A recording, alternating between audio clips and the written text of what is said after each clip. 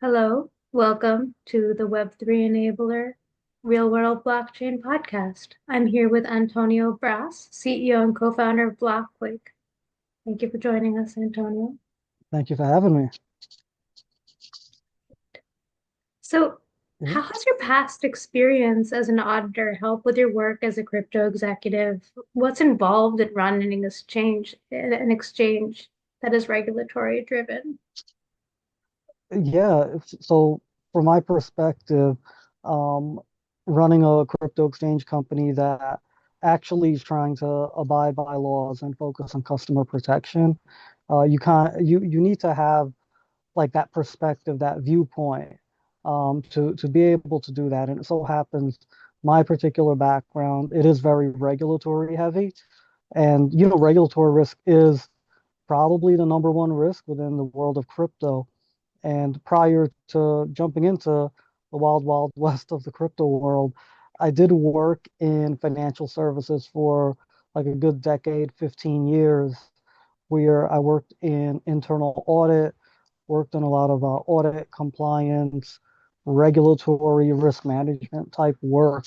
So it's very top of mind, touching everything from operations to technology audits to fraud investigations. So everything that I've been involved in was always very focused around, customer protection and complying with different regulations, domestic and abroad. So we took a lot of that same mindset um, from, what my team has done in financial services, brought that over to the world of crypto, and thought about, hey, what can we put into place that customers are looking for, both from a product perspective as well as what can be in place to protect them, right?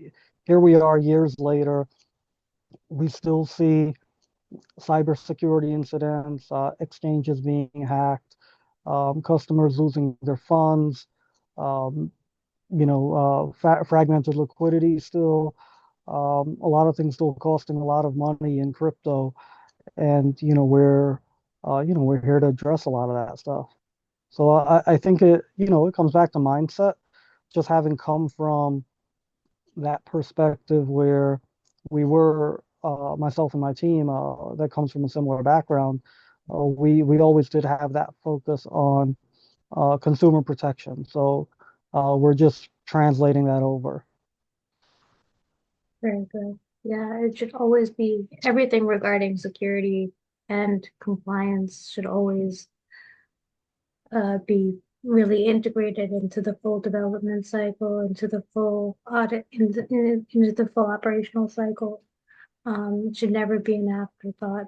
And it's good to have the focus on that. And it's definitely good to put that in your messaging early on. Um, because of, yeah, again, customer service, consumer protection, and just users feeling comfortable from the get-go, Yeah, especially when there's just so much in the news that could be confusing to the average person. yeah, and I think what we're seeing too is that, particularly in technology, there's often that mindset of like, let's like just build quick, let's get it out there, let's break things and figure out what's wrong that way. So, a lot of particularly in the Web3 blockchain space, a lot of developers may not be as seasoned or come from, traditional development where like the right structures are in place to make sure that testing is happening before products go on live, and sufficient testing to make sure certain aspects work. And, I could appreciate like the whole move fast and break things mentality. However, when we're dealing with the world of crypto, we're dealing with financial services, and now, we're dealing with people's money, like with their livelihood. Aside from regulations that might apply when it comes to financial services, like we are dealing with people's money every day, and we do owe that level of responsibility to them to make sure, bare minimum controls are in place before launching something into the public. Well said. Well said. Yeah, it's paramount. And Yeah, I mean, and the implementation and testing of controls when it comes to financial regulatory compliance are also just completely differently structured than from technical controls. So, from what I understand, wiping out a financial system is not something that can be kind of sandboxed like a penetration test. Um, Correct me if I'm wrong, but the testing, um, the adversarial testing component is not as applicable, right? Yeah, yeah, I guess it would be different. It depends on the situation. Like, for example, you would have to go into a live environment at some point, but you can still do that safely, right? Like, you can not announce it to the world that you're live yet, but actually have a live product. And I've done that with crypto exchange testing where, like, it's live, but the world doesn't know yet. So everything's running live, and you're actually able to go in and test the live KYC flow, test the ability to trade and making sure proper controls are in place. Basic stuff like, hey, you can't purchase more than your account balance, right? Like very basic stuff like that. And I've been able to see those type of controls work and not work, and we're able to like go back and have that fixed because it was just a smaller like testing team that was testing the live environment. So yeah, you definitely want to test as much as possible like prior to production, but even when you push into production, like it could be like a beta, right? Where or whatever we're calling it, where it's not, you're not taking on public consumers right away, but like you're live and you're able to test those controls. Right, right. Because yeah, definitely a lot that goes into it and having the proper pipeline. I think sometimes smaller kind of one-off crypto projects, it's harder for them to grasp that. But obviously we both pride ourselves in being more corporate and more um, compliant than that. And we have compliance integrations for this reasons as well, and with third party vendors who have been thoroughly vetted. So great. Yeah, And absolutely. so talking about value, can you talk a little bit about a little bit about Quakey and what it means to be the only utility based meme coin? Yeah, absolutely. And I guess I'll take a step back so people understand what that is. So Quakey is a meme coin that's out there. And the way it came into existence was some of the New York City meme coin community that we actually know in real life. Some of the folks on my team at BlockQuake, we know some of these folks, and they decided to create a meme coin that memes us, uh, meaning BlockQuake. So uh, backstory with our name, like it's pronounced BlockQuake, blockchain earthquake, right? That was how we came up with the name, but folks often mispronounce it and they say block quack often, like quack like a duck. So folks within the meme coin community that knew us, they themselves often made that mistake, and they decided to run with that meme and create a meme coin, kind of just memeing how people mispronounce our name. Came up with a whole duck image and everything, and um, part of their support for BlockQuake is as they're building this coin, community members that actually own part of the supply. They bought the supply, so like nobody sits on free supply. They will be donating part of that supply to help fund BlockQuake to make everything kind of come to life and support that. And they saw synergy there because we're very focused on customer protection and fixing a lot of the problems that are still existent in the world of crypto exchanges. And they themselves, they wanted to fix a lot of the issues that they saw in meme coins. A lot of the meme coins out there are scams. and rug pulls and all that stuff. And they wanted to build a meme coin that actually had use cases. So the way they're addressing that is through their relationships and partnerships that they already have. They're looking to leverage Quakey as a token that can be used within video game ecosystems, NFTs, as well as in real life events. So a lot of the folks within the New York City community that are into crypto meme coins, they have a lot of relationships with a lot of the top venues that are in New York City, such as the DL and PhD Rooftop at the Dream Hotel, which both you and I have probably been to. And they're they are looking to create relationships that when events are run, they incentivize folks to actually use Quakey as a ticket purchasing mechanism. So I love that idea because they're going into pre-existing event infrastructure where there are tickets that are being bought no matter what. And then they're just plugging into that and creating incentives for people to actually use the token to buy their ticket, whether that's like discounted ticket price or a VIP experience or the inclusion of like a free house drink or whatever it might be.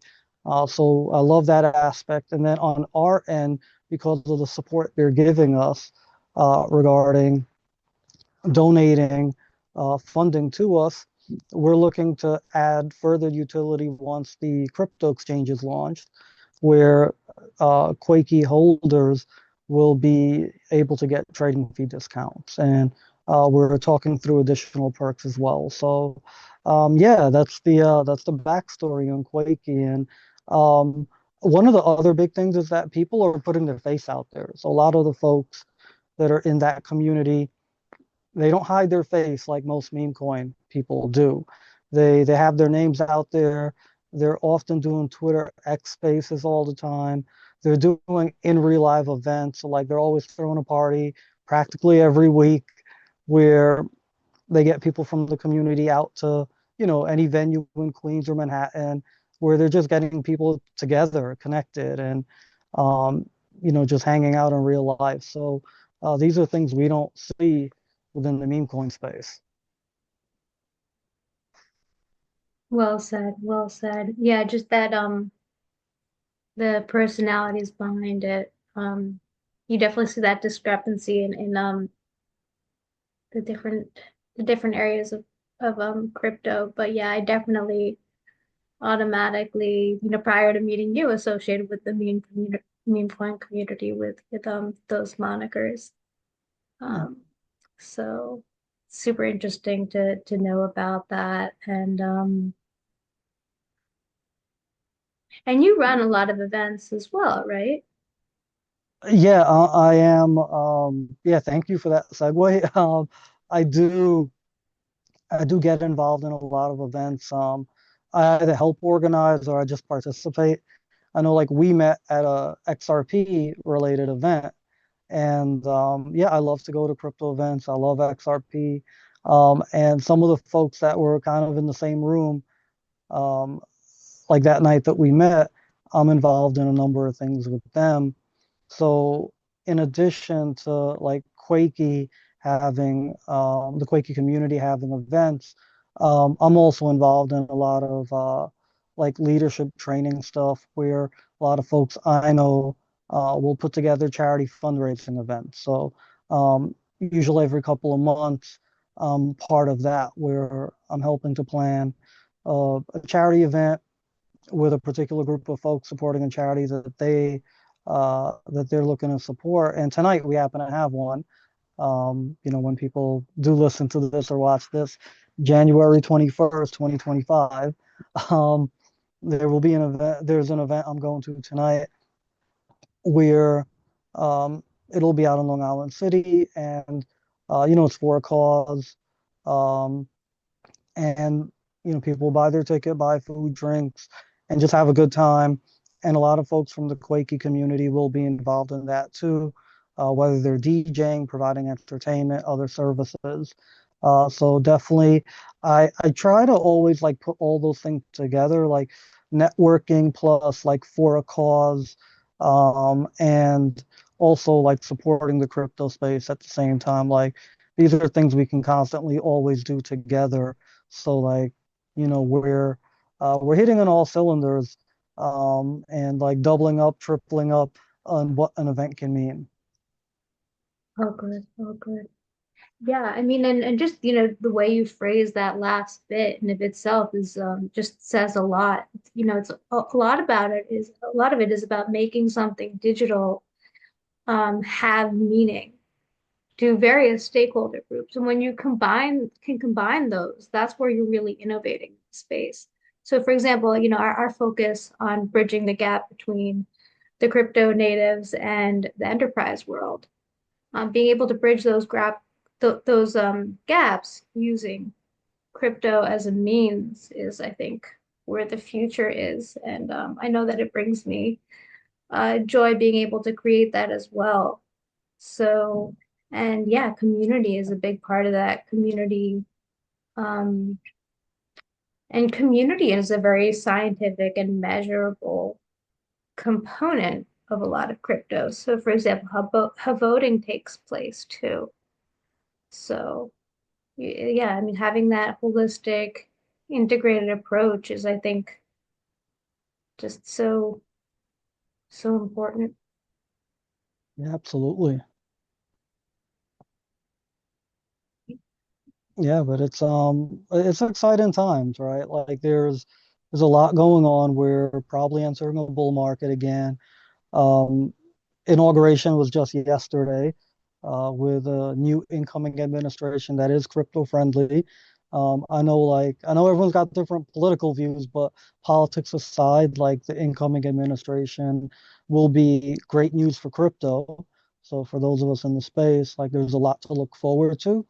Um, I mean, as you know, like we're in the development phase still with our crypto exchange. We're still going through the process of raising capital. A lot of our potential investors we're speaking to, a lot of them were kind of just, they wanted to wait till post inauguration to revisit conversation. So I think that, um, within the space overall, we're going to see a lot of like capital inflow, into our industry, which is great news.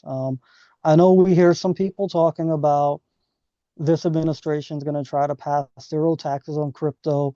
I don't know if that's going to happen. I would love that. That would be great.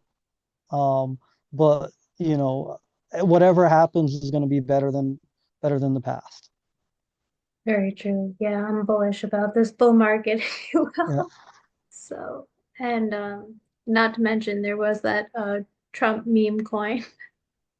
yeah. I don't know what to think of that, but Definitely it not did. nearly as utility based. Yeah, yeah. I'd if there was one good thing I guess I'd say about it is like it's getting more people looking at the markets. But yeah, my overall thing to people, I got asked this last night on a Twitter X space about like celebrity meme coins overall. And I'll just like most are most are not really gonna go anywhere in the long run. So I just tell folks like stay away from celebrity coins, period. And like focus on coins that have real communities behind them, whether that's, meme coins that have that, altcoins that have that. I kind of swing back to the fact, we met at an XRP event. They've got a massive community globally, like, projects like that, where, there are people in the community looking to build up utility and use cases for projects. Oh yeah, there's some great things. I've seen what a firewall, some forensics tooling, so many great things. And we're building on the XRPL as well. But being able to connect with people building other amazing projects and businesses, it's just so great. Yeah, and Right. yeah, it's like I know we've talked privately as well that there's things that we want to do with XRP and XRPL, once we're closer to launching the exchange. So, I'm excited that hopefully some of this funding comes through soon, and we can wrap this stuff up, get the exchange launched, and then actually do some of the things we want to do with XRPL, Avalanche, a number of other projects out there where we've spoken to their corporate teams around some stuff we could work on. So, yeah, and then I know we didn't touch on it yet, but yeah, it's like on the exchange side, there's things we're addressing that no one else is. We'll be the only truly transparent crypto exchange actually being audited to prove that all customer funds are present. Nobody's doing that. On the cybersecurity side, there's a lot of things we'll be doing on the front and back end, and we'll have like cybersecurity firms come in and actually audit us, and we'll publish that report publicly. We don't see that with any of the top crypto exchanges. We don't see these type of transparency audits or cyber reviews being issued by them. They'll make statements, "Hey, trust us. All your funds are there. Trust us. Our security's top notch," but no one's actually proving it. That's great. That's really great because yeah, I mean, you don't see that on the corporate side. The closest is on the, more open source tooling side or so the dev tools or the dependencies that we might use are more likely to have their audits public. But I think that, especially in the crypto space, having the corporate audit reports transparent is just so innovative. And I think that's something that, ideally should already be done by other companies, but is not so great for yeah, I mean, so And it's in the definitely largest one of the space things for we're promoting. I didn't actually mention this earlier. Our team is also working on writing a crypto bill for New York State that is focused on customer protection. So we currently have that in draft. We're out there acquiring academic opinions on it. And that is definitely one of the parts that we've mentioned in the draft bill that we're writing around having any type of centralized institution that is dealing in crypto on behalf of customers. Hey, you're going to be required to actually have your books audited. So you're evidencing that everyone's funds are actually there and you're not just saying so and actually, taking it and misusing it or misappropriating it. really, really good. Yeah, because Yeah, I've talked to some of the vendors that have seen under the hood of some of the largest exchanges and like I'm not going to mention names but they've told me that some of the largest exchanges are missing huge amounts of customer funds. That's why like none of them are ever going to do an audit if they don't have to, because like they don't want to disclose that they're missing 10-20%, whatever it might be, of customer funds. major, majorly concerning.